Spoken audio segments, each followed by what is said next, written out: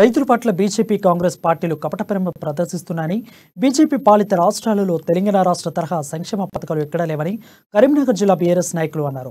కరీంనగర్లో వారు మీడియాతో మాట్లాడారు. 2018 నుంచి ఇప్పటి వరకు 1,72,000 మందికి రైతులు సుమారు 3,46,000 ఎకరాలకు గాను 1,553 కోట్ల రైతు బంధు ద్వారా పంపిణీ చేశామని చెప్పారు. వ్యవసాయానికి 24 గంటలు నిరంతర విద్యుత్ అందిస్తున్నామని తెలిపారు.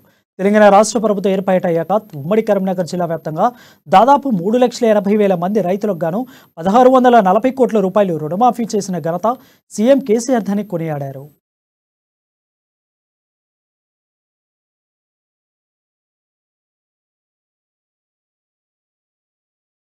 రైతుల పట్ల మొసలి కన్నీరు కారుస్తున్నటువంటి భారతీయ జనతా పార్టీ నాయకులను కానీ కాంగ్రెస్ పార్టీ నాయకులను కానీ చూస్తూ ఉంటే గోతికాడ గుంట నక్కలను చూసినట్టుగా అనిపిస్తూ ఉంది.